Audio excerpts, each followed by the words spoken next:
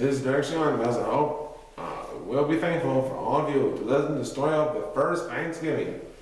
We're very thankful for this. In a time so long ago that only the rocks remember, the last glacier began to melt. As it turned to water, mountains of gravel trapped in the ice were dumped on the coast of New England. One mass, shaped like Fleck's arm, escaped caught. On top of the gravel, the glacier deposited huge boulders it had carried from distant places. One settled in Plymouth Harbor. It is a boulder of dead-hand granite. The only dead-hand granite in the entire area. A wandering pilgrim is left its home in Africa 200 million years ago. When the land was breaking up into continents, eons later battered by glaciers, all 200 tons of it came to rest in lonely splendor on a sandy beach in the cove. This boulder is Plymouth Rock. The climate warmed. Wild grasses, flowers, and trees took root in the land behind the huge rock. In time, their growing and dying made deep, rich loam on which a magnificent forest grew. Into the forest came bear, deer, brightly colored birds, and the Patusiks, a tribe of the Wampanoag, the people of the dawn. The Patusiks planted corn, beans, squash, and pumpkins. They hunted deer and turkey and fish to see in the fresh water streams.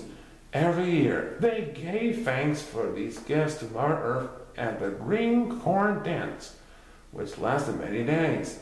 In the early 1600s, Englishmen visited their shores more and more frequently. These men sailed in ships with butterfly wings, killed with guns, and kidnapped Wampanoag men for slaves. The Indians became deeply afraid of white men. On a spring morning, the Patusiks' worst fears were realized. A tall-shaped man with armor-clad Englishmen sailed into their cove. The men came ashore and traded pots and beads for furs and fish. Then they tricked 17 Patusik men into coming onto the ship, pulled anchor, and sailed off with them. One of the men was Squanto. The Patusiks were taken to Spain to be sold into slavery. As it happened, Squanto was sold to an Englishman and taken to London. He lived in the household of a merchant ship owner. He sailed to Newfoundland, back to London, and finally home to New England.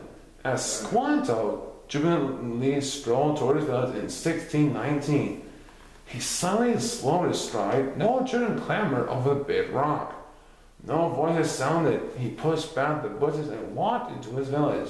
The homes they called wetas were skeletons. The cornfields had grown to weeds. All his people were dead of a European plague. In brief, Squanto returned to the English sailing ship and was dropped off on the coast of Maine for the winter. The following spring he joined Massasoit, the section of one of the Wampanoag Indian communities. In another world across the ocean, King James I of England ordered every citizen to join the Church of England or be hounded out of the realm. The Puritans refused to obey. They believed that they had the right to worship in their own manner. They were arrested, imprisoned, and some were hanged. Under cover of darkness, a group escaped to Holland. There they found themselves as religious wanderers whom we now call pilgrims. After 12 years of poverty in Holland, the pilgrims decided to seek their fortune in the New World. Financed by merchant adventurers, they loaded 2 sailing ships with food, seeds, and tools for building and farming. They also carried firearms and armor to protect themselves against the vicious animals and the people of the New World they called savages. After long delays for repairs, only one ship, the Mayflower, was fit to cross the ocean. On September 6, 1620, 102 men, women, and children and their furniture, cocks, hens, pigs, dogs, and 9 cats who crowded aboard that small cargo ship. The growing season was over in the New World, and winter was coming. Trusting in God and their own courage, the pilgrims nevertheless set sail. Hardly and the Mayflower moved into the open waters of the North Atlantic. Then the skies blackened, a storm whipped the ocean into tumultuous waves. The wooden ship rode up swells as high as mountains and plunged into steep troughs as deep as canyons. Her timbers moaned and her rigging shrieked. No sooner did that tempest end than another rode in. Crowded below deck, the Pilgrims suffered seasickness. The children clung to each other and to their parents to keep from being thrown against the hull. They prayed, sang, and read their Bibles without complaint, and they endured. Land ho! At 7 o'clock in the morning of November the 9th, Cape Cod was sighted in the steely dawn. The nightmare scene was over. Wishing to go no farther on the angry ocean, the Pilgrims agreed that New England, not the Hudson River shores, would be the new home. The captain sailed the Mayflower to the shelter of what is now Provincetown Harbor.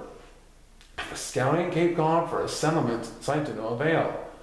They entered Plymouth Harbor, where the pilot on an earlier trip had seen the deserted Baltic village. A landing party set sail for shore in December's freezing rain. Near the island, the wind snapped the boat's mast and broke the rudder. The shadow was thrown out to sea on a raging current.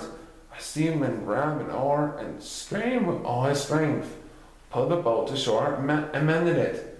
On December 11, 1620, the Pilgrim men landed on Plymouth Harbor Beach, jumped into the icy waves and fighting the sea and wind, secured the shell up to Plymouth Harbor's glacial rock.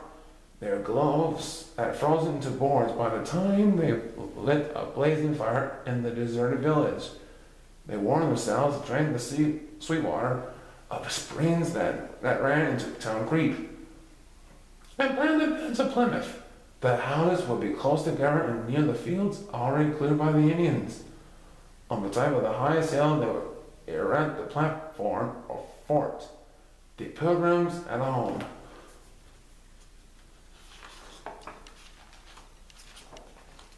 Building was delayed by a violent storm, and it was not until January 2nd that trees were felled and sawn into boards. In less than a week, the common house was erected. Then, in snow and wind, the men began hammering their own homes together. Winter struck with such cruel intensity that Governor John Carver permitted the families to stay on the Mayflower. The ship will not return to England until spring. Food supplies dwindled. The Pilgrim men killed a few fowl and dug clams and mussels.